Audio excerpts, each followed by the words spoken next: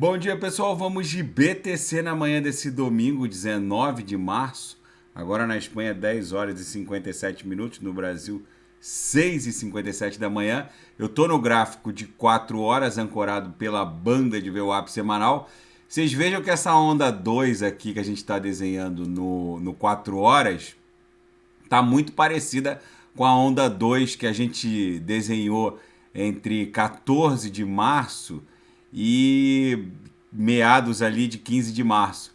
A gente ficou com uma série de candles aqui no 4 horas levemente vendedores, é o que está acontecendo justamente por conta dessa pressão compradora latente. A BTC, ela aqui no intraday, a gente percebe que ela mal consegue estressar as lowers, ela rapidamente volta para a VWAP, está dando bons trades hoje. Vocês veem que na virada da VWAP, por volta das 21 horas aí do Brasil ontem, a gente estressou as lowers, rapidamente a BTC foi buscar o próprio patamar da VWAP de ontem, já na madrugada de hoje, ela foi buscar o patamar da VWAP de ontem. Então ela está fazendo uma onda 4 assim, bem lateralizada, justamente por conta dessa pressão compradora latente. Todo o cenário financeiro e os banqueiros de Wall Street estão todos de olho nas negociações da aquisição, da fusão, né, do Credit Suisse com o UBS. Todos os provedores de informações econômicas só falam disso. Eles estão num ponto-chave da negociação, que é justamente a ajuda que o Banco Central Suíço e Europeu vão disponibilizar para o UBS. Eles querem, além desses 54 bi que o Banco Nacional Suíço já liberou para o Credit Suisse, eles querem mais 6 bi. Vamos ver como isso vai se desdobrar. Aqui no diário a BTC também tá revelando aqui um ímpeto comprador muito impressionante. Tem muita gente aqui no canal me perguntando quando que a gente consegue identificar que esse ímpeto comprador vai perdendo inércia, vai perdendo impulso. O principal indicador é a abertura de uma nebulosidade mais ampla aqui. Vocês vejam que agora que a gente está abrindo um ensaio de uma nebulosidade mais expressiva.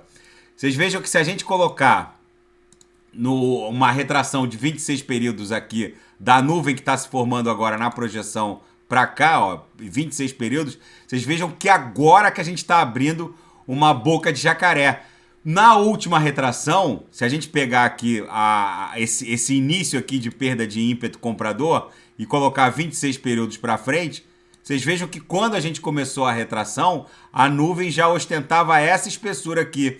Então vocês podem esperar a mesma movimentação. Quando a nuvem estiver ostentando essa mesma espessura aqui, ó, de 2 ou 3 quadrantes, é quando a gente já vai ter encostado em 31, talvez 32, para iniciar o movimento de arrefecimento, que seria, na verdade, depois de se livrar dessa longa acumulação, seria, na verdade, uma grande onda 2 no diário, né? A gente está formando uma onda 1 até essa congestão na altura de 30, pode bater 31, 32, depois vai formar uma onda 2 e numa onda 3 vai explodir em direção à acumulação subsequente, que é justamente essa aqui, que vai levar a BTC ali para o patamar de 40 e tantos mil dólares. Mas, enfim, isso aí fica para uma segunda análise.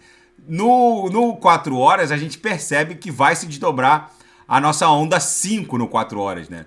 No 4 horas fez uma onda 1, uma onda 2, uma onda 3, uma onda 4 e uma onda 5. 1, 2, 3, 4, 5. Tá ficando perfeito. A perfeita sequência ondulacional de Elliott no 4 horas. No diário, quando a gente tiver 2 ou 3 quadrantes de espessura aqui na projeção, exatamente como aconteceu nessa última retração.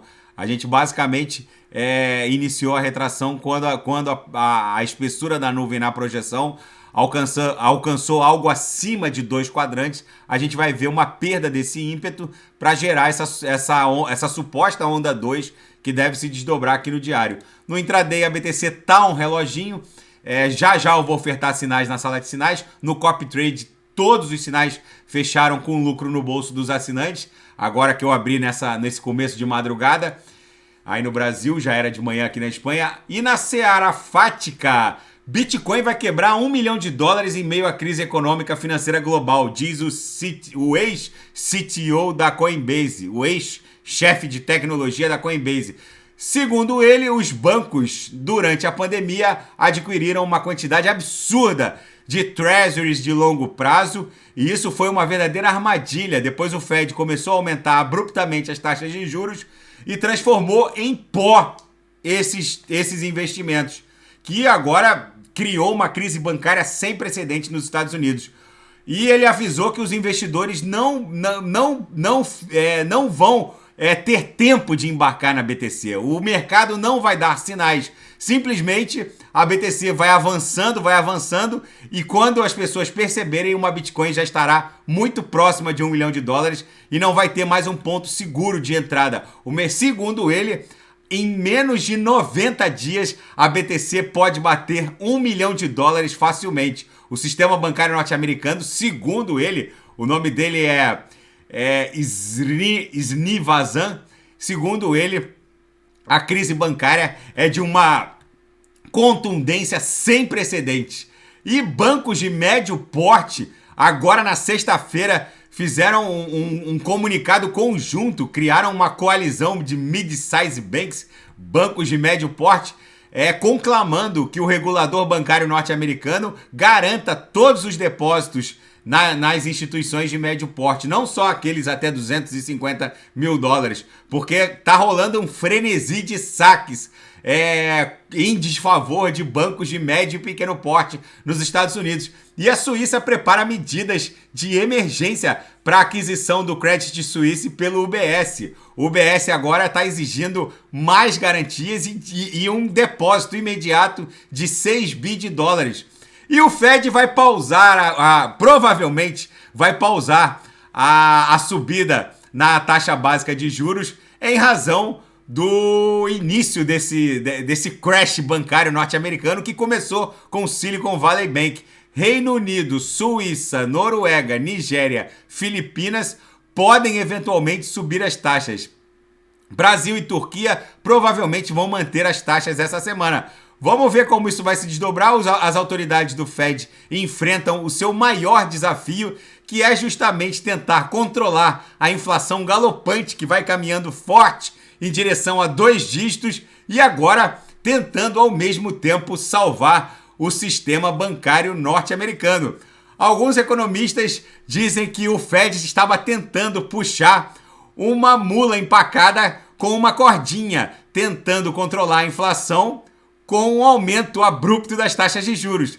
E agora, para salvar o sistema bancário, ele está tentando dar ré com a mesma cordinha e parece que a mula não está se mexendo. Enfim, agora começa a quantidade de memes.